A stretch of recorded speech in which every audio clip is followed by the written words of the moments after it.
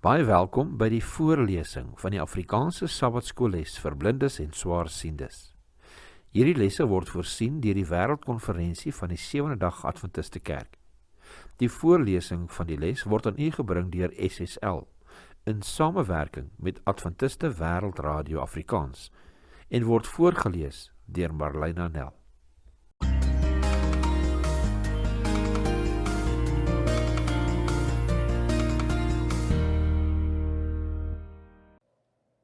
Les 10, 30 Mei tot 5 Junie. Berou en vergifnis. Kom ons open met gebed. Liewe Vader, ons dank U dat U ons weer eens die voorreg skenk om uit U woord en hierdie studie te bestudeer. Ons vra as dit U wil is, liewe Heer, hierdie onderwerp wat ons gaan bestudeer, dat U ons geestelike verstand mag oopmaak, dat ons mag inneem dit wat U ons wil leer. Ons bid en ons vra dit in die naam van Jesus Christus alleen. Amen. Sabbatmiddag. Skrifverwysings vir hierdie week se studie. Jesaja 61 vers 10, Hosea 6, Handelinge 3 verse 18 en 19, Exodus 34 vers 1 tot 10, Romeine 6 vers 23, as ook Matteus 22 vers 1 tot 14. Geheeteks 1 Johannes 1 vers 9. Maar as ons sonde bely, hy is getrou en regverdig, hy vergewe ons sondes en reinig ons van alle ongeregtigheid. 1 Johannes 1 vers 9. Vir die Israeliete wat op die vlaktes reg onder die Wolkolom kamp opgeslaan het, was die beloofde land 'n verafgeleë plek. Etlike dae het reeds verbygegaan sedert Moses tot by die brandende kruin van Sinaï geklim en daar in die pikdonker rook, waarin dit gehul was, verdwyn het. Hy is seker reeds dood, het hulle gemeen, of van die honger, of dalk van die verterende vuur wat aanhoudend op die kruin woed. Die volk wat uit die mengelmoes etniese groepe bestaan het, was rusteloos en ongeduldig. Hulle kon nie wag om die land wat oorloop van melk en honing te haal nie. Hierdie einste volk, wat net 'n paar dae terug in 'n verbond met God getree het, plegtige eed afgelê het, dat hulle hom gehoorsaam sou wees, wou nou iets sigbaars hê om te aanbid. So drom hulle toe om Aaron se tent saam en eis dat hy vir hulle 'n afgodsbeeld maak. Uit vrees vir sy lewe gee Aaron toe. In Exodus 32 tot 34 lees ons die hele tragiese verhaal. Hierdie is een van die vele Bybelverhale wat lesse aangaande berou en vergifnis by ons probeer tuisbring, wat dan ook hierdie week se tema is. Hou telkens hierdie week se geheeteks voor oë terwyl jy deur die les werk. Dat ons wel sondig is 'n voldonge feit. Tog is vergifnis, danksy die verlossingsplan in die kruis, vir elke belydende en boetvaardige sondaar altyd beskikbaar. Bestudeer hierdie week se les ter voorbereiding vir Sabbat, 6 Junie.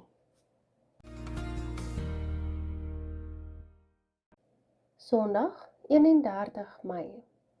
Die gejaagde lewe. Dit was 'n woelige week. Tog het Marietjie goed geweet dat daar eintlik te veel voorbereidingswerk vir 'n Vrydag was.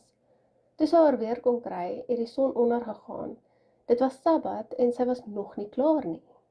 Ja, al die dringende ou goedjies het die belangrikste van alle dinge begin uitskuif. Tog nuttig die gesin al spesiale Vrydag aandete. Daarna open hulle die Sabbat en hou huisgodsdiens. Daardie Sabbatoggend is Marietjie vroeg uit die vere. Sy sien hoe vuil die badkamer is en maak dit gou-gou skoon. Toe merk sy dat haar jongste seun sy bed nat gemaak het en gooi vinnig die lakens saam met die res van die klere in die wasmasjien en sit dit aan.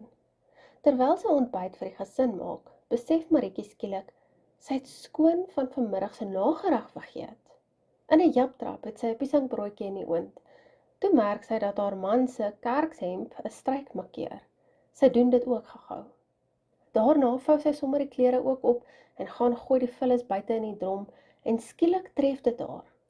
Dit is Sabbat, my gunsteling dag, tog staan ek en doen 'n klomp huiswerk hier.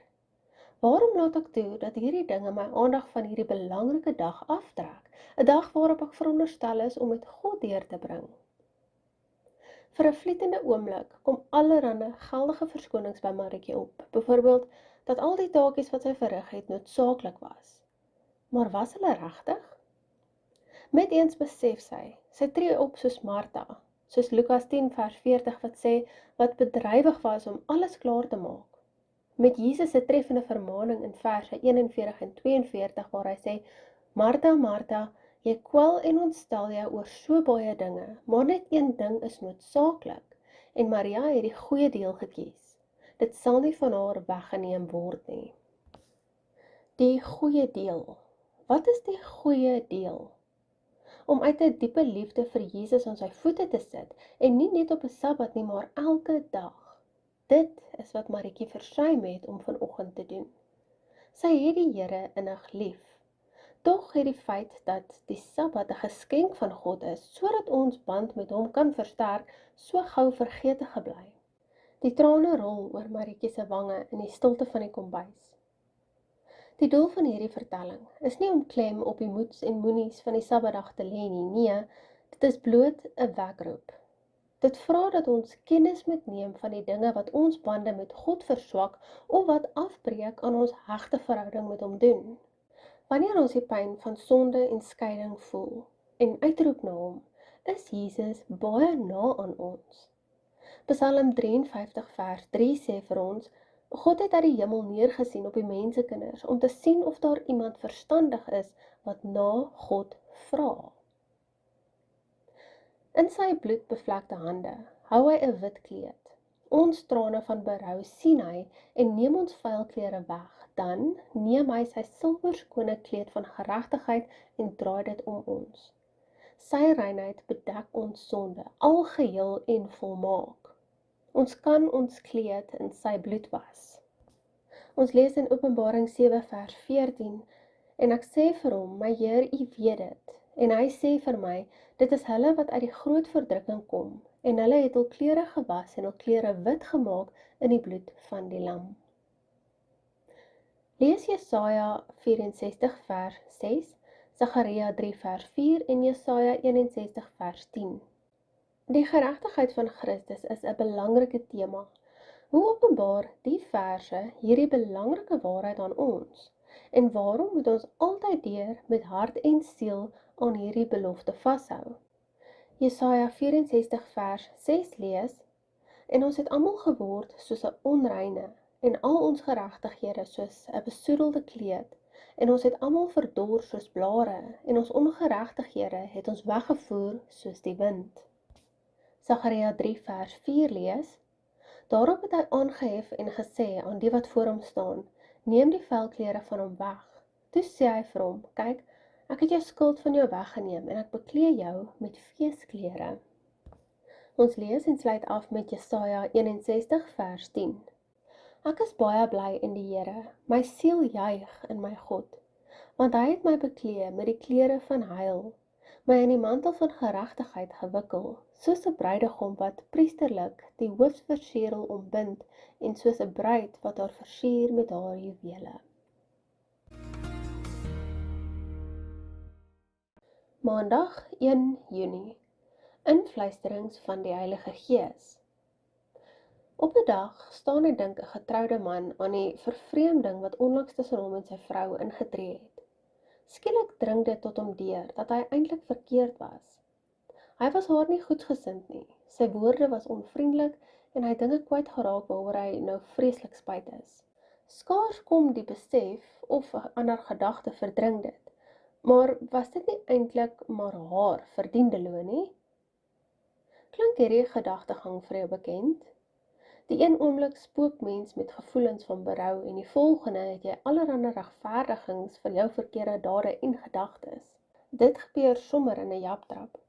Hoewel dit nie altyd maklik is om die woorde, ek is jammer oor hierdie of daardie ding, te uiter nie, is dit tog so onontbeerlik. Beide vir die herstel en instandhouding van ons verhoudings. Dit geld ook vir ons vriendskap met God. Die invluisterende Gees spoor tot ons 'n sondebesef aan, toon waar en wat ons verkeerd gedoen het. En hierdie invluisteringe roer die hart. Tog is dit maklik om daardie fluisterstem van die Heilige Gees te ignoreer deur bloot ons verkeerde optrede te probeer regverdig. Een van die take wat die Heilige Gees het, is om, soos gelees in Johannes 16 vers 7 en 8, die wêreld van sonde te oortuig. Wat 'n wonderlike genadegawe. Lukas 11 vers 13 sê vir ons, as julle dan wat sleg is, weet om goeie gawes aan julle kinders te gee, hoeveel te meer sal die Hemelse Vader die Heilige Gees gee aan die wat hom aanbid. Groot is ons behoefte immers aan hierdie aansporings tot sondebesef, sodat ons 'n einde aan die sluipende vervreemding tussen ons en God kan bring. Lees Hosea 6. Wat merk jy hier aangaande die wyse waarop die Here homself in hierdie oproep tot berou beskryf?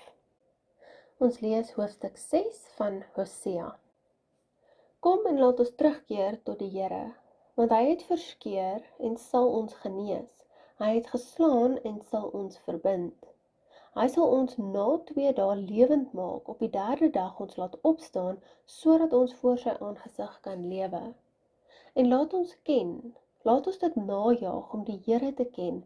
Sy opgang is so seker soos die dagbreek, en hy sal tot ons kom soos die reën, soos die laatreëns wat die aarde besproei.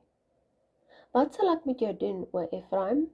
Wat sal ek met jou doen, o Juda, aangesien julle liefde is soos 'n môrewolk en soos 'n dou wat vroeg weer verdwyn?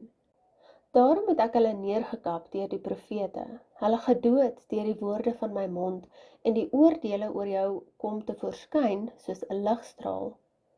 Want ek het 'n behae in liefde en nie in offerande nie, en in kennis van God meer as brandoffers. Maar hulle het soos Adam die verbond oortree, daar het hulle trouweloos teen my gehandel. Gilead is 'n stad van kwaaddoeners, vol bloedspore. En soos 'n rower op die loer lê, loer 'n priesterbende. Hulle pleeg moord op die pad na Sichem. Ja, hulle het skandelike dade gedoen. In die huis van Israel het ek 'n afskuwelike ding gesien. Efraim het daar tot hoerery verval. Israel is verontreinig. Ook vir jou, o Juda, is daar 'n oes beskik as ek die lot van my volk verander. Hosea hoofstuk 6. Let op die rol wat die Heilige Gees in hierdie terugentingsproses aan die wingerdstok speel. Johannes 15 vers 4 lees, bly in my soos ek in julle. Net soos die loot geen vrug kan dra van homself as dit nie in die wynstok bly nie, so julle ook nie as julle nie in my bly nie. Die volgende aanhaling lees ons uit Ellen G. White, The Desire of Ages, bladsy 300. Dikwels is ons verdrietig, omdat ons met die onaangename gevolge van ons bose dade te kampe het. Dit is geensins berou nie. Ware berou oor sonde spruit uit die werking van die invluisterende Gees. Wanneer ons so die Heiland minag en grief, onthul die Gees die ondankbaarheid in ons harte en bring ons met 'n gees van boetvaardig tot aan die voet van die kruis. Met elke sonde word Jesus opnuut verwond, en daarom betreur ons die sondes wat hom sielesmart besorg. Hierdie is die soort droefheid wat tot die versaking van sonde lei. Ellen G. White, The Desire of Ages, bladsy 300. Die feit bly staan. Wanneer ons doelbewus kies om te sondig, of weier om troetelsondes te laat staan, vervreemd dit ons van die Here en belemmer sodoende enige vordering in ons wandel met hom. Hoewel ons duidelik nie volmaak is nie, kan en behoort ons wel tot inkeer te kom wanneer die Heilige Gees op ons sondes wys. Efesiërs 4 vers 30 sê vir ons, en bedroef nie die Heilige Gees van God nie, deur wie julle verseël is tot die dag van verlossing. Hoe lank gelede het jy 'n pleitstem tot berou of bestraffing ontvang? En hoe het jy daarop reageer? Gaan nou op jou knieë en bid dat die Here deur die loop van hierdie week jou hart sal versag en jou ore sal oopmaak, sodat sy roepstem in die woord jou kan bereik. Dinsdag 2 Junie. Ware berou. Die sekulêre wêreld oorweldig ons met allerlei boodskappe wat die onafhanklikheid, bedorwenheid en eie belang van die individu aanblaas. Presies die teenoorgestelde van God se uitnodiging tot diensbaarheid en nederigheid. Matteus 5 vers 5 lees, salig is die sagmoediges, want hulle sal die aarde beerwe. Interessant genoeg stem beide Johannes die Doper en Jesus se woorde reg aan die begin van hul bedienings ooreen. Matteus 3 vers 1 en 2, bekeer julle, want die koninkryk van die hemel het naby gekom, sê Johannes die Doper. En in Markus 1 vers 14 en 15 sê Jesus, die tyd is vervul en die koninkryk van God het naby gekom, bekeer julle en glo die evangelie. Lukas 24 vers 46 en 47 sê ook, en hy sê vir hulle, so is dit geskrywe, en so moes die Christus ly en op die derde dag uit die dode opstaan, en bekering en vergewing van sondes in sy naam verkondig word aan al die nasies, van Jerusalem af en verder. Albei doen 'n beroep op hulle gehore om tot bekering te kom, omdat die hemelse koninkryk naby gekom het. Is hierdie boodskap dalk net so relevant vir die hedendaagse gelowige? Lees Handelinge 3 vers 18 en 19. Waarom is berou en bekering so belangrik in ons stelselmatige opwas en groei in Christus? Wat is die tye van verkwikking waarvan Lukas hier praat? Ons lees Handelinge 3 vers 18 en 19. Maar God het op die manier vervul wat hy tevore verkondig het deur die mond van al sy profete, dat die Christus sou ly. Kom dan tot inkeer en bekeer julle, sodat julle sondes uitgewis kan word en tye van verkwikking van die aangesig van die Here mag kom. Handelinge 3 vers 18 en 19. Dit is die Here se welwillendheid en goedheid wat ons tot berou en bekering lei. Romeine 2 vers 4 sê vir ons, of verag jy die rykdom van sy goedertierenheid en verdraagsaamheid en lankmoedigheid, omdat jy nie besef dat die goedertierenheid van God jou tot bekering belei nie? Die bekeringsproses bestaan uit 2 dele. Nommer 1. Opregte droefheid oor die sonde wat ons gepleeg het. En nommer 2. Gevolg deur die eerlike en doelgerigte besluit om sonde vaarwel toe te roep. In die Bybel word bekering byna altyd in verband met vergifnis gebring. Eers het ons opregte berou en dan vergewe God ons. Dit is so eenvoudig. 1 Johannes 1 vers 9 sê, as ons sondes bely, hy is getrou en regverdig om ons die sondes te vergewe en ons van alle ongeregtigheid te reinig. Openbaring 3 vers 19 sê ook, almal wat ek liefhet, bestraf en tugtig ek. Wees dan ywerig en bekeer jou. 2 Petrus 3 vers 9 in die Nuwe Afrikaanse Bybel lees, die Here stel nie die vervulling van sy belofte uit nie. Al dink party mense so, nee, hy is geduldig met julle, omdat hy nie wil hê dat iemand verlore moet gaan nie. Hy wil hê dat almal hulle moet bekeer. 2 Petrus 3 vers 9. Deur onsself persoonlik op die wederkoms voor te berei, skenk die Here ons die geleentheid om dinge met hom reg te maak. Jesus het gelei, gesterf en uit die dood opgestaan, en daarom kan ons bekeer, sodat sy genade wonderwerke in ons lewens kan verrig. In teenstelling met die wêreldse sienswyse dat ons reg is net soos ons is, vra die Here dat ons berouvol en gelowig tot hom sal wend. Handelinge 20 vers 21 lees, terwyl ek kragtig by die Jode sowel as die Grieke aangedring het, op die bekering tot God en die geloof in ons Here Jesus Christus. Handelinge 20 vers 21. En so deur ons lewens ten volle in sy hande te plaas, sodat hy ons karakters kan snoei en mooi kan vorm na sy beeld, en sodat ons vir en van hom kan getuig. Johannes 15 vers 2 en vers 8 sê vir ons, elke loot wat in my nie vrug dra nie, neem hy weg, en elke loot wat vrug dra, die maak hy skoon, sodat dit meer vrug kan dra. Hierin is my Vader verheerlik, dat julle veel vrug dra, en julle sal my disippels wees. So groei ons in Christus, en dra die soort vrug wat by ware berou en bekering pas. Waar Matteus 3 vers 8 sê, dra dan vrugte wat by die bekering pas. Die volgende aanhaling lees ons uit Ellen G. White, The Desire of Ages, bladsy 555 en 556. Bekering sonder hervorming van optrede is geensins opreg nie.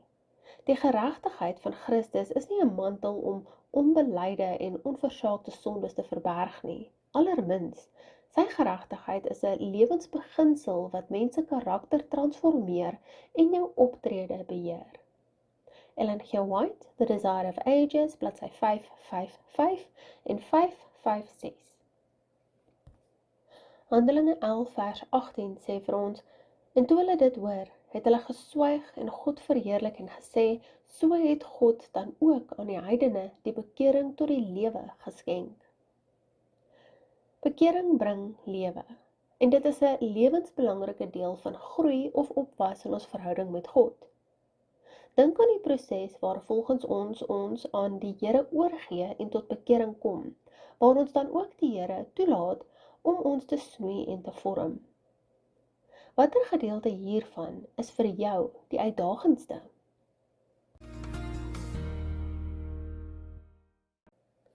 Woensdag 3 Junie. Genoegsame genade. Wanneer ons sondelas swaar op ons gemoed rus en ons dan toelaat dat die Heilige Gees ons tot aan die voete van die kruis lei, behoort ons die Here om vergifnis te vra, met die wete dat, soos gelees in Psalm 103 vers 8, die Here, die barmhartige en genadige God, lankmoedig, vol liefde en trou is. Hierdie is God se presiese woorde in Eksodus 34 vers 6. Hy het dit gespreek nadat sy uitverkore volk hom te nagekom het.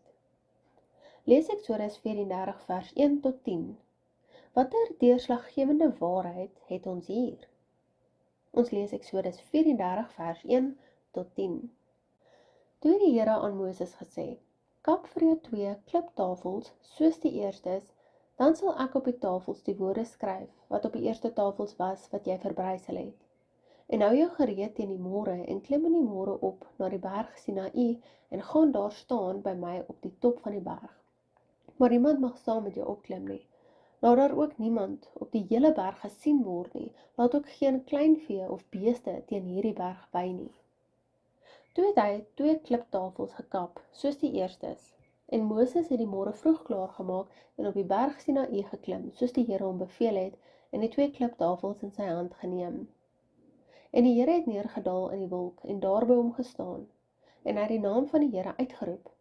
En toe die Here by hom verbygaan, het hy geroep, Here, Here, barmhartige en genadige God, lankmoedig en groot van goedertierendheid en trou, wat die goedertierendheid bewaar vir duisende, wat ongeregtigheid en oortreding en sonde vergewe, maar nooit ongestraf laat bly nie, wat die ongeregtigheid van die vaders besoek aan die kinders en aan die kindskinders, en aan die 3de en die 4de geslag. Toe het Moses hom gou na die aarde toe gebuig en neergeval en gesê, Here, as ek die genade in u oë gevind het, laat dan tog die Here in ons midde trek, want dit is 'n hardnekkige volk. Maar vergewe ons ongeregtigheid en ons sonde en neem ons aan as 'n erfdeel. Toe antwoord hy, kyk, ek sluit 'n verbond, voor jou hele volk sal ek wonders doen, soos daar op die hele aarde en onder al die nasies nie geskape is nie, sodat die hele volk onder wie hy is, die werk van die Here kan sien, want verskriklik is dit wat ek aan jou gaan doen. Eksodus 34 vers 1 tot 10. Die feit dat die Here barmhartig, genadig en geduldig, as ook oorvloedig in troue en liefde is juist die rede waarom Jesus aan die kruis gesterf het, sodat ons verhouding met God herstel kan word. Let op hierdie Jesus, wat alreeds deur die invluisteringe van die Heilige Gees binne in ons en ter wille van ons werksaam is, nog voordat ons na hom kan uitroep. Wanneer sien hy ons sware sondelas raak en lig dit van ons skouers af? Wanneer ons bereid is om ons sondes te erken en te bely. Wanneer ons sê, soos gelees in Lukas 18 vers 13, Liewe Heer, hier is ek alweer. En dan soos die tollenaar bid, wees my sondaar genadig. Op Golgotha neem die Here ons laste op hom. Wanneer ons Jesus nader, is hy gewis reg by ons.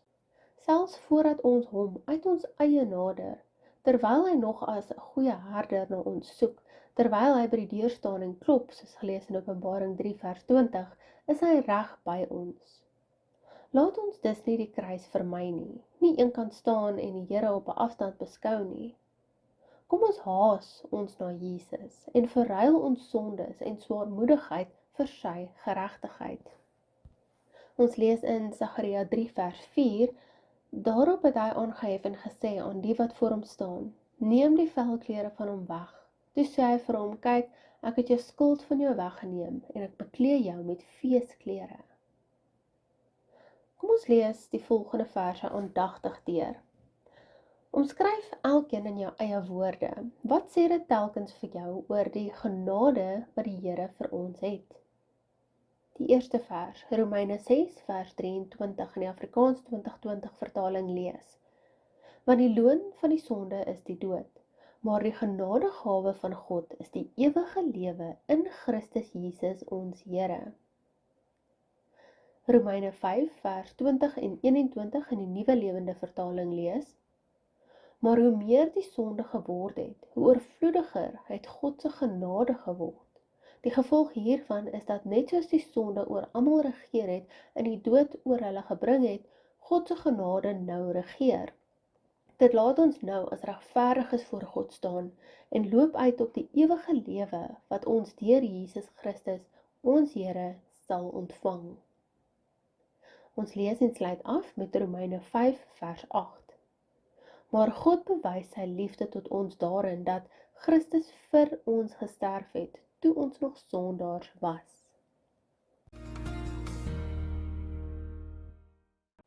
Donderdag 4 Junie. Die duurste kleed ooit. Dierklere is al te dikwels die kenteken van die rykes en die wêreld se sukses. Met hierdie klere sê ek wie ek is. Dit hou party mense vol. In die hemel is dit egter net ons verhoudings wat tel. Ander dinge verloor hulle nut. Matteus 6 vers 19 tot 21 lees, moenie vir julle skatte bymekaar maak op die aarde, waar mot en roes verniel en waar diewe inbreek en steel nie. Maar maak vir julle skatte bymekaar in die hemel, waar geen mot of roes verniel nie en waar diewe nie inbreek en steel nie, want waar julle skat is, daar sal julle hart ook wees. Ons identiteit steun uitsluitlik op Jesus en sy volmaakte kleed van geregtigheid. Lees die gelykenis in Matteus 22 vers 1 tot 14, waarmee Jesus verduidelik waarom dit so is. Watter boodskappe bid jy uit hierdie gelykenis? Ons lees Matteus 22 vers 1 tot 14. Die gelykenis van die bruilof. En Jesus het weer die gelykenis met hulle begin spreek en gesê, die koninkryk van die hemele is soos 'n koning wat 'n bruilof vir sy seun berei het en sy diensknegte uitgestuur het om die genooides na die bruilof te roep, en hulle wou nie kom nie. Weer het hy aan ander diensknegte uitgestuur met die boodskap, sê vir die genooides, kyk, my maaltyd het ek berei, my beeste en vetgemaakte vee is geslag en alles is gereed, kom na die bruilof. Maar hulle het al daaraan nie gesteer nie en weggegaan. Een na sy eie stuk land en 'n ander na sy handelssaak.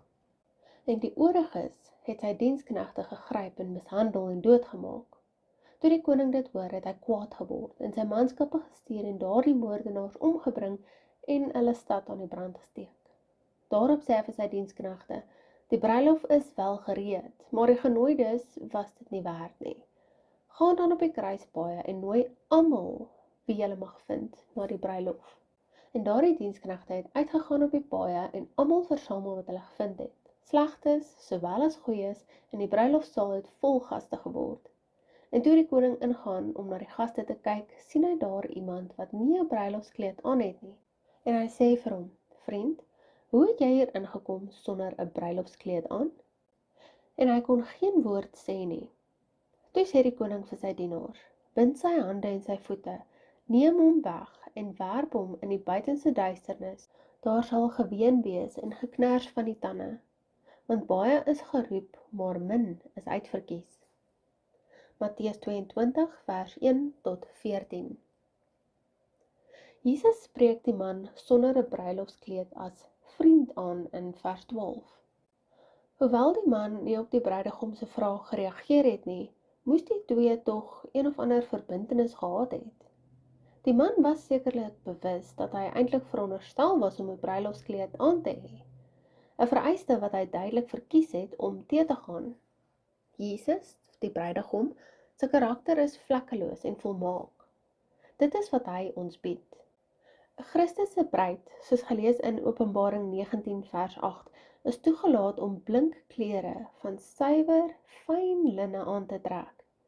En sy is, soos gelees in Efesiërs 5 vers 27, sonder vlek of rimpel of enige iets dergeliks, heilig en onberispelik. Hierdie fyn wit linne, soos ons lees in Ellen G. White, Christ's Object Lessons, bladsy 310, is die geregtigheid van Christus.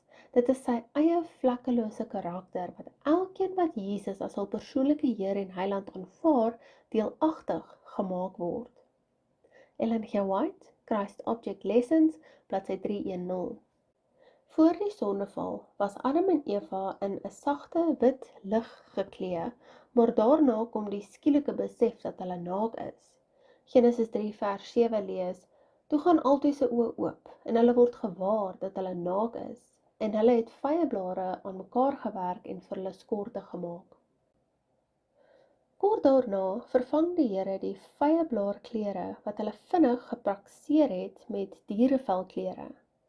Dit het 'n diereoffer beteken. Insgelyks aanvaar ons Jesus se sondeoffer deur sy kleed van geregtigheid te aanvaar. Die volgende aanhaling lees ons uit Ellen G. White, Christ's Object Lessons, bladsy 311. Die naaktheid en skaamte was vir hulle eens te veel. So probeer die paartjie toe om hulle godgegewe kleding met iets anders te vervang, deur aan mekaar gewerkte vyeblare as bedekking te gebruik. Niks wat die mensdom kan uitdink is waarlik 'n plaasvervanger vir die kleed van ons verlore onskuld nie. Geen gepraktiseerde vyeblaarbedekkings of wêreldse klere van eie geregtigheid hoort aan diegene wat saam met Christus en die engele by die Lam se bruilofsmaal aansit nie. Slegs die klere wat Christus ons gee, is geskik vir God se allerheilige teenwoordigheid. Hierdie bedekking, die kleed van Jesus se eie geregtigheid, is wat Christus vir elke boetvaardige en opreg gelowige persoon sal omhang.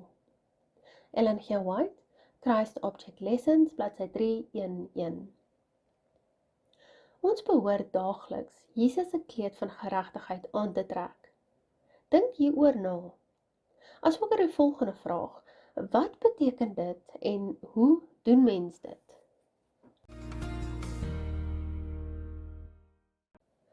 Vrydag, 5 Junie, vir verdere studie. Die Bybel gebruik dikwels landboukundige metafore om ons geestelike toestand mee te beskryf.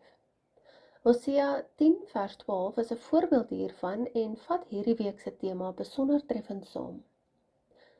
Saai vir julle in geregtigheid, maai in barmhartigheid, breek jou braakland op, want dit is die tyd om die Here te soek, totdat hy kom en geregtigheid oor jou laat reën.